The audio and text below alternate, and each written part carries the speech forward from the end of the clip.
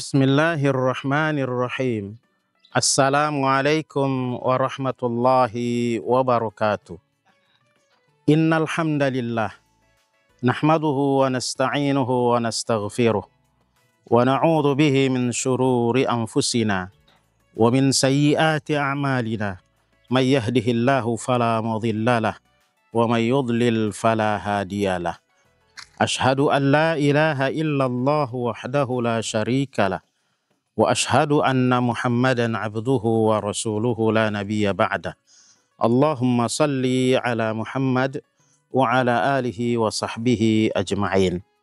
Qala Allah subhanahu wa ta'ala fi kitabihil azim. A'udzu billahi minasyaitonir rajim. Alladzina yunfiquna fis sarra'i wad dharra'i wal kadhiminal ghaidha wal 'afina 'anil nas. Wallahu yuhibbul muhsinin. As-saimina was-saimat rahimakumullah. Alhamdulillah, segala puji bagi Allah subhanahu wa ta'ala yang telah memperkenankan kita berada di tempat ini di suasana bulan suci Ramadan.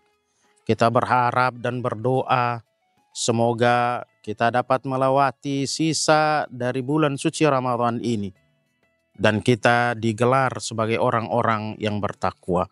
As-saimina was-saimat rahimakumullah. Di ayat muqaddimah tadi sudah kami bacakan di surah Ali Imran ayat 134. Allah subhanahu wa ta'ala berfirman, Alladzina yunfiquna fis sarra'i wad dharra'i wal kadhiminal ghaidha wal 'afina 'anil nas wallahu yuhibbul muhsinin. Yaitu orang-orang yang gemar berinfak, kemudian yang menahan atau mengendalikan amarahnya ketika tiba saatnya meluapkan amarahnya, dan mampu memaafkan kesalahan orang lain. Sesungguhnya Allah menyukai orang-orang yang berbuat kebaikan. As-saimina was-saimat rahimakumullah. Ayat ini berbicara tentang ciri-ciri orang-orang yang bertakwa. Dan ciri-ciri orang bertakwa yang pertama adalah alladzina yunfiquna fis sarra'i wad dharra, yaitu orang-orang yang gemar berinfak di jalan Allah, baik dalam keadaan lapang maupun dalam keadaan sempit. Tentu berbeda ketika orang dalam keadaan berada, dalam keadaan memiliki segala sesuatu kemudian berinfak adalah sesuatu yang tidak terlalu istimewa di hadapan banyak orang.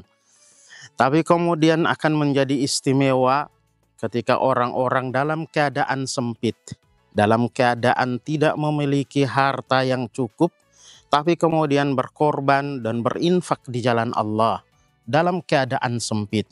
Ini akan menjadi sesuatu yang luar biasa di hadapan Allah dan pasti punya nilai pahala yang berbeda dengan orang yang memiliki harta kemudian berinfak. Dan ciri yang pertama ini, as-saimina was-saimat, butuh sebuah pengorbanan psikologi yang kuat, bahwa tidak semua orang mampu mengeluarkan harta yang dia miliki dalam keadaan dia tidak memiliki apa-apa. As-saimina was-saimat rahimakumullah. Pernah satu ketika Nabi Shallallahu Alaihi Wasallam mengumpulkan para sahabat ketika pecah sebuah perang. Nabi kemudian mengumumkan kepada para sahabat, wahai sahabat-sahabatku, kita tidak punya cukup logistik, kita tidak cukup makanan dan persiapan untuk berhadapan dengan perang. Karena itu kepada para sahabat sekalian yang memiliki kelebihan, hendaklah berinfak di jalan Allah. Pada saat itu ada seorang sahabat kemudian pisah dari majelis dan dia balik ke rumah dan mengangkat gandum dan dibawa di hadapan Nabi. Kemudian dia mengatakan, ya Rasulullah, hadza fi sabilillah, ini infak di jalan Allah. Kemudian ada sahabat yang lain yang kemudian balik ke rumah dan mengangkat 2 karung kurma dan bawa di hadapan Nabi, kemudian mengatakan hal yang sama, hadza fi sabilillah. Tiba-tiba Umar bin Khattab radhiyallahu anhu bergumam dalam hatinya bahwa ini saatnya dia akan mengalahkan Abu Bakar As-Siddiq radhiyallahu anhu dalam berinfak. Dia kemudian balik ke rumah hadirin dan dia angkat separuh harta kekayaannya dan dia bawa di hadapan Nabi, kemudian dia bilang, "Ya Rasulullah, hadza fi sabilillah." Rasul sallallahu alaihi wasallam pada saat itu kaget luar biasa karena harta yang dia bawa ternyata sangat banyak. Rasul kemudian mengatakan, "Ya Ibnul Khattab, apakah ini semua engkau infakkan di jalan Allah?" Umar bin Khattab radhiyallahu anhu kemudian mengatakan, "Betul ya Nabi Allah, ini semua aku infakkan di jalan Allah. Kalau begitu apa yang engkau sisakan untuk keluargamu di rumah?"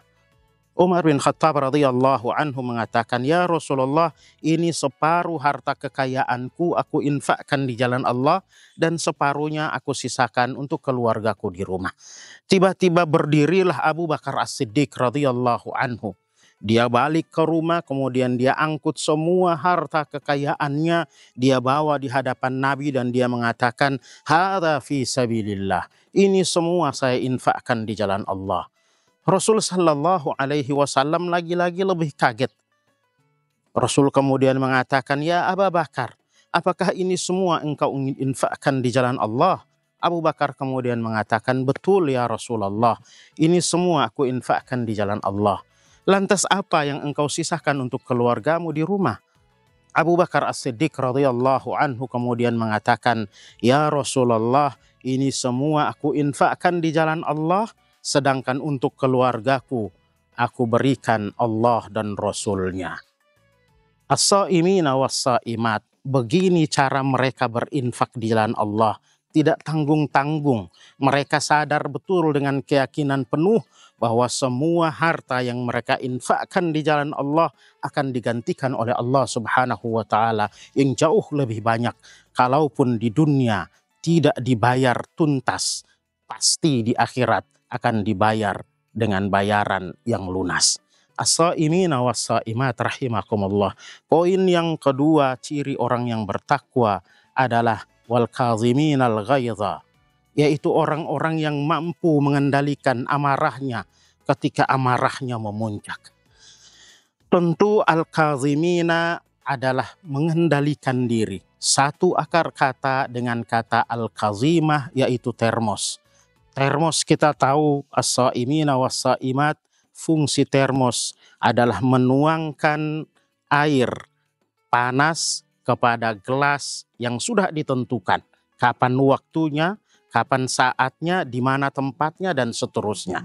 Orang-orang yang berpuasa, yang mampu mengendalikan diri adalah orang-orang yang tahu meluapkan amarahnya sama dengan al-kazimah, yaitu termos. Dia tahu kapan dia marah, kapan intonasinya meninggi, kapan datar, dan kapan direspon tanpa suara.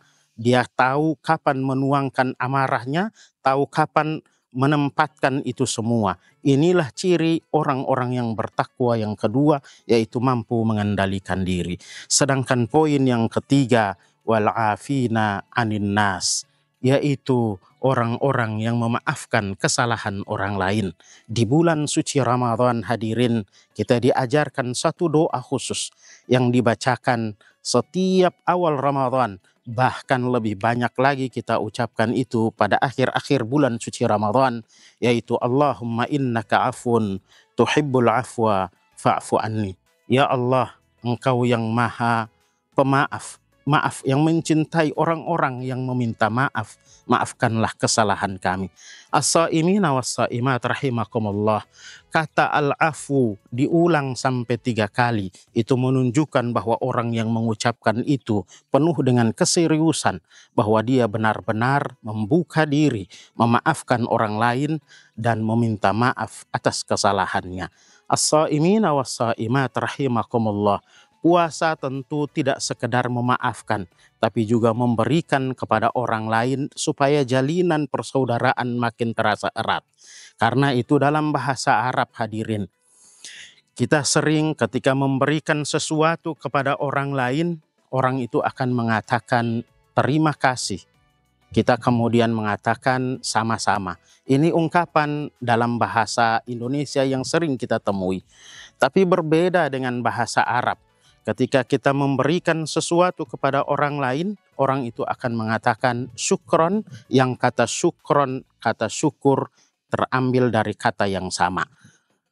Orang yang memberikan kemudian mengatakan afwan, yang artinya maaf, bukan dijawab dengan bahasa Indonesia sama-sama.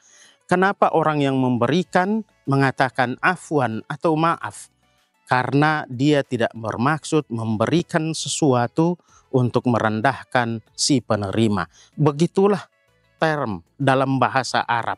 Kita sangat menjunjung tinggi filosofi makna bahwa si penerima dan si pemberi adalah dua hal yang berbeda.